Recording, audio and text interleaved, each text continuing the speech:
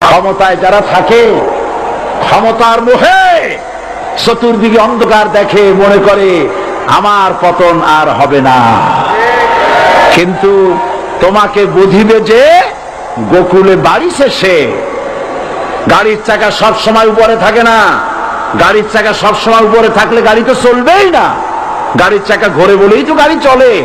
সুতরাং এই উপরে তোমার চাকা উপরে এখন আছে বলে, তোমার দলের চাকা উপরে আছে বলে যারা মানুষের উপরে জুলুম করছো, আলেমদেরকে ধরতেছো, মুসল্লিদেরকে ধরে ধরে জেলে ঢুকাচ্ছ, সময় আসবে এমন ইন্দুরের গর্ত অপমানা ফেলবার জন্য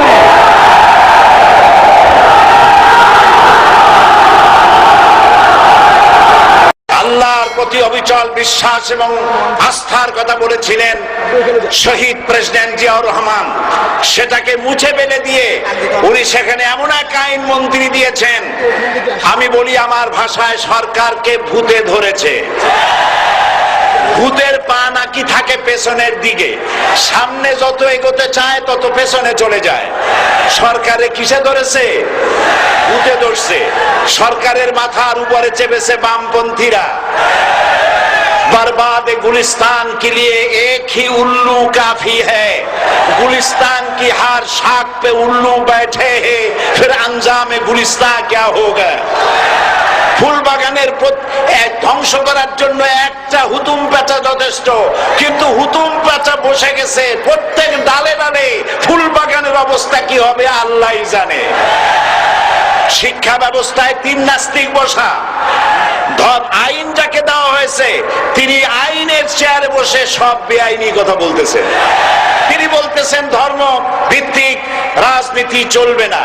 প্রধানমন্ত্রী আপনি বলেন নাই আমরা আপনার কল্যাণকামী, যেভাবেই হোক আপনি প্রধানমন্ত্রী হইছেন, যেভাবেই হোক আপনি সরকারে গেছেন, আমরা চাই 5 বছর আপনি চালান, কিন্তু ভালোভাবে চালান। যাদেরকে বসাইছেন এই লোকগুলির একটু চেনেন। এই লোকগুলি হচ্ছে তারা যারা আপনার পিতা স্বাধীনতার স্থপতি প্রেসিডেন্ট মরহুম শেখ মুজিবুর রহমান, যার জনপ্রিয়তা ছিল আকাশচুম্বী, সে আকাশচুম্বী জনপ্রিয়তা থেকে মাটির সাথে ধসিয়ে দিল কারা? তাদেরকে আপনি মন্ত্রী বানিয়েছেন। আপনার পিতার যে দশা তারা করেছিল, এরাও আপনার সেই দশা করে ছাড়বে। তার প্রমাণ হচ্ছে মন্ত্রী বলছে ধর্মনিরপেক্ষ ধর্মভিত্তিক রাজনীতি চলবে না। আপনি বলেন নাই, উনি বলেছেন। আপনি প্রতিবাদ করেন নাই, আপনার প্রতিবাদ না করাটাই ওই বক্তব্য আপনি সমর্থন করেছেন বলে প্রমাণিত হয়ে গিয়েছে। ধর্মভিত্তিক রাজনীতি নিষিদ্ধ ঘোষণা করবার মতো দুঃসাহস করবেন না। ধর্মভিত্তিক রাজনীতি শুধু বাংলাদেশে নয়, ভারতে আছে, শ্রীলঙ্কা আছে, মালদ্বীপে আছে, অস্ট্রেলিয়া আছে, আমেরিকা আছে, নিউ গিনি আছে, অস্ট্রেলিয়া আছে, আমেরিকা আছে, ইউরোপে আছে। পৃথিবীতে গণতান্ত্রিক অন্তত 50টি দেশে ধর্মভিত্তিক রাজনীতি আছে। তারা ইলেকশন করছে এবং ক্ষমতায় গিয়ে তারা পার্লামেন্টে অংশগ্রহণ করছে। বাংলাদেশে ধর্মনিরপেক্ষ রাজনীতি আপনি বন্ধ করতে পারবেন না, অসম্ভব। আইন মন্ত্রী আইন পাশ করে নিষিদ্ধ ঘোষণা করার জিনিস পান নাই।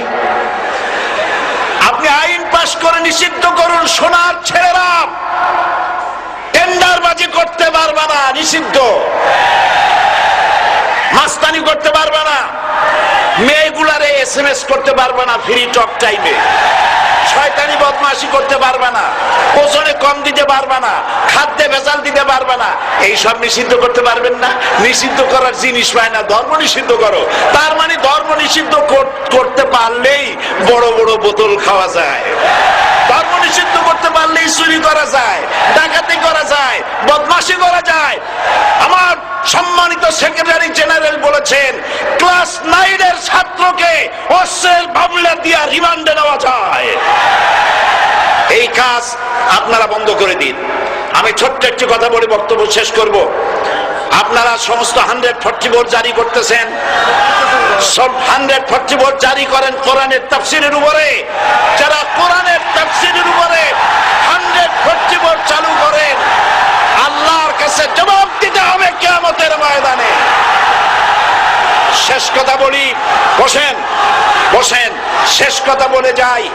প্রধানমন্ত্রী, মাননীয় প্রধানমন্ত্রী, আপনাকে আবার বলি, আমরা আপনার শত্রু নই, আমরা আপনার শত্রু নই, আপনার শত্রু আপনার পাশেই।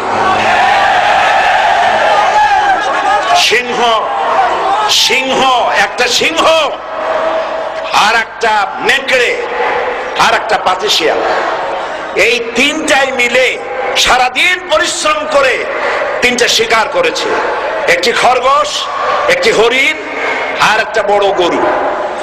সিংহ বলছে আমি পরিশ্রম করে আমরা তিনজনে শিকার করছি, কিন্তু আমার নিয়ম হলো বিচার ব্যবস্থা না করিয়া, ভাগ না করিয়া খাওয়া আমি পছন্দ করি না। তো আমি প্রথমে দায়িত্ব দিলাম নেকড়েকে, নেকড়ে ভাগ কর।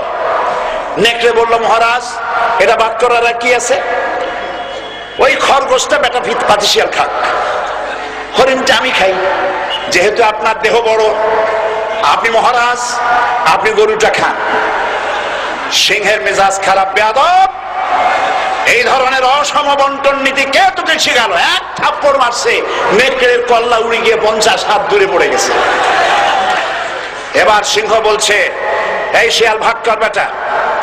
শিয়াল কয় মহারাজ এই সাধারণ জিনিসে কি ভাগ করার কোন বিষয়?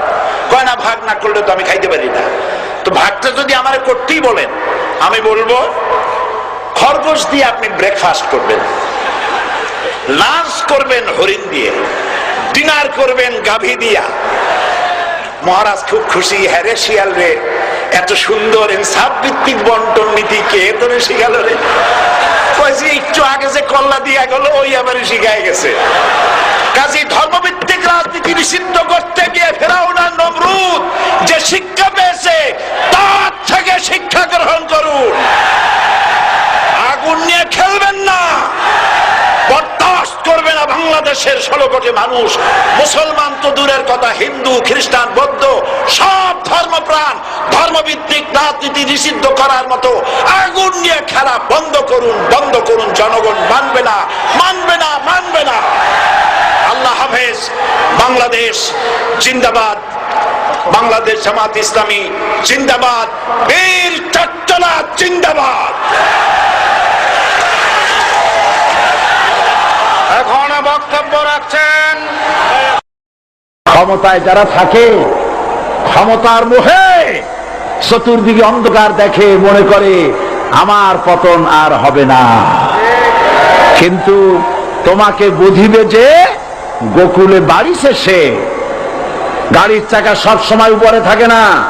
গাড়ির চাকা সব সময় উপরে থাকলে গাড়ি তো চলবেই না। গাড়ির